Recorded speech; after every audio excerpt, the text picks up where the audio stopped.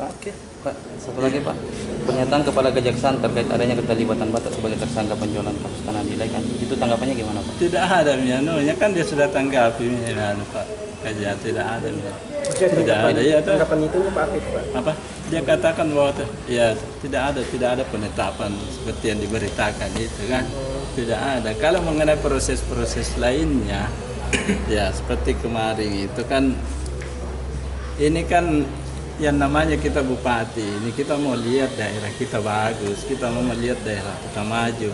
Dan sebagaimana kita pahami, Takalar ini kan termasuk daerah yang urutan ke-22, kalau IPM jadi ukuran 22 yang termasuk daerah miskin lah di Sulawesi Selatan kalau IPM-nya jadi indikator. Jadi saya selaku bupati harus bekerja sekuat tenaga bagaimana caranya mengejar ketertinggalan saya. Salah satu bentuk usaha saya bagaimana investasi bisa masuk ke sini, karena kalau kita harapkan uang daerah saja yang berputar-putar di sini, uang masyarakat saja itu kan berapa jumlahnya, dan proses mensejahterakan rakyat kita lambat ya, karena adanya orang dari ini yang punya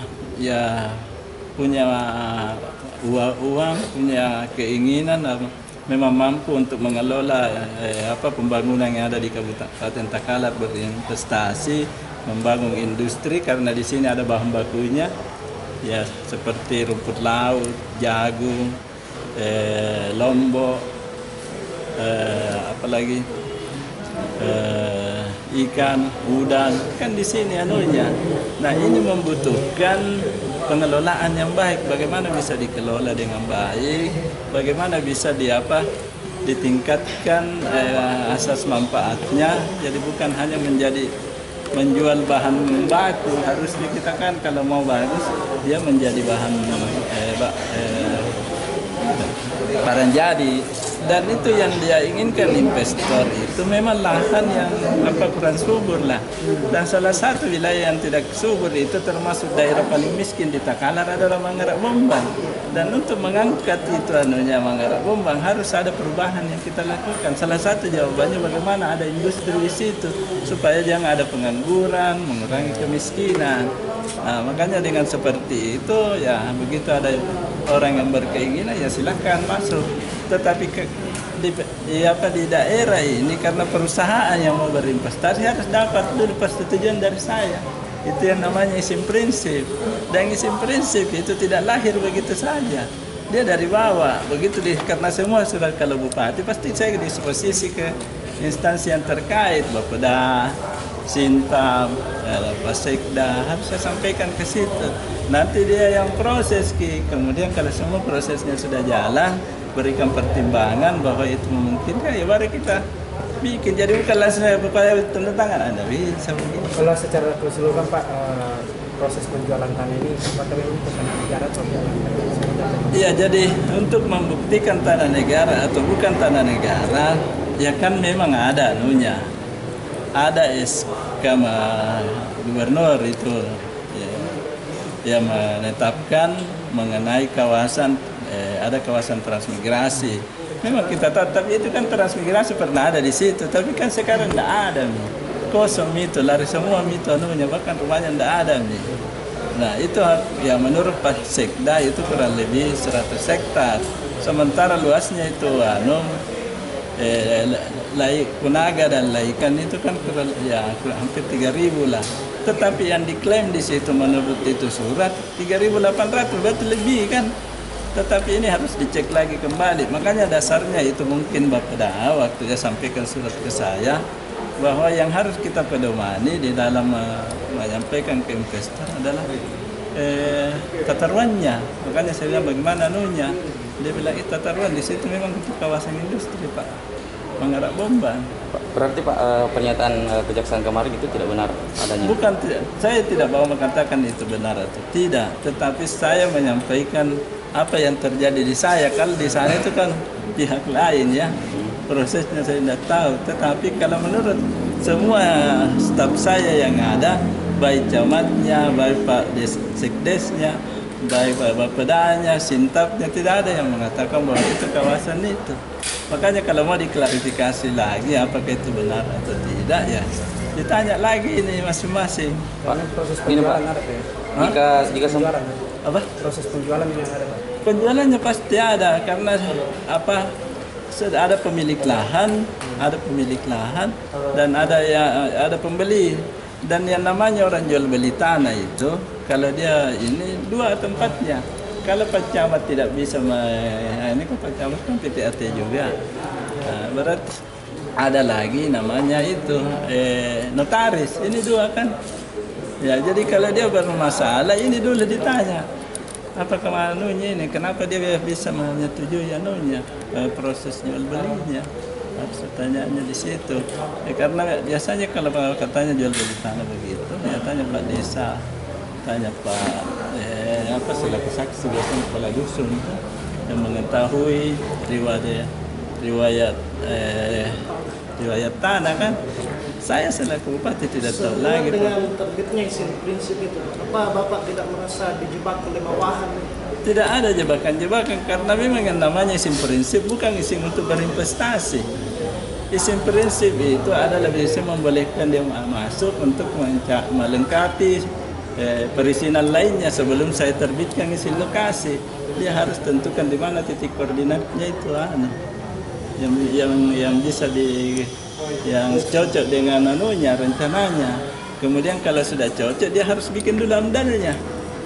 Setelah bikin amdal dia tindak lanjuti dengan biasanya kalau perumahan harus ada master plan-nya, ada site plan-nya. Nah, lalu dia mintakan itu. Kalau sudah lengkap itu dia mintakan isi lokasi. Bukan isi prinsip itu sudah aja. Semacam surat rekomendasi bahwa silakan masuk. Artinya semua persyaratan untuk penerbitan izin prinsip sudah terpenuhi. Sudah terpenuhi semua, berproses dari bawah. Kenapa? Kan kalau ada surat kan ke bupati dulu. Tuh, kalau dari luar tidak mungkin kan ke tempat lain, pasti ke bupati. Bupati kita mendisposisi, apalagi kalau izin prinsip itu kan kebijakan harus dari bupati kalau investasinya besar. Tapi kalau yang kecil saja bisa saja dari itu, tapi dia juga harus laporkan, teruskan ke saya sebagai laporan. Nah Pak, ketika di kemudian hari pernyataan kejaksaan itu benar, nah upaya apa Bapak, apa yang dilakukan Bapak? Kita tidak bisa berandai-andai begitu, karena yang namanya proses hukum itu, apalagi dalam proses pilkada seperti ini kita taat aturan, tak ada aturan. Pak, upaya apa kira-kira ketika ini kan menurut kejaksaan dari hasil wawancara tadi siang itu mengatakan bahwa itu sudah mengirim berkas ke Kejagung. Nah, tinggal menunggu hasilnya. Kira-kira apa upayanya ke depan? Saya tidak mau mengandai, tetapi pada prinsipnya saya tetap taat kepada aturan bahwa biarkan ini proses berjalan secara baik, secara profesional. Kan orang hukum lebih pandai dari kita. Kita ini sebagai warga negara yang baik harus mengikuti proses-proses hukum begitu. Apalagi kita ini kan bupati, walaupun saat ini nonaktif, gitu. Jadi harus diikuti aturan ini karena ya jaksa atau penegak hukum itu lebih tahu mengenai hal-hal seperti itu. Berarti Pak sudah ada upaya menyiapkan kuasa hukum ke depan? Ya pasti ada. Setelah kita bikin tim kampanye itu sudah ada di dalamnya itu kuasa hukum. Jadi setiap permasalahan hukum, apakah dia mengenai ininya, kita harus kuasa hukum harus memberikan itu saran dan pertimbangan. Apakah sebelum kita mulai atau setelah kita mulai dia harus ini, ataukah ada yang dari pihak lawan, dia yang harus mengklarifikasi. Itu fungsinya di dalam struktur kampanye itu ada biro hukum. Ya, di sana ada 3 orang yang saya ini kan, kalau kurang bisa kita tambah lagi. Pak, kira-kira dengan adanya pemberitaan kemarin itu, apakah tidak akan menurunkan elektabilitas Bapak? Saya kira sampai saat ini tidak ada, malah semakin simpatik orang ke saya karena ini kan proses pilkada, kasihan bupatinya. Saya seperti ada perasaan kasihan, perasaan mereka perasaan inilah bahwa wah, bupati saya setengah mati kerja masih begitu.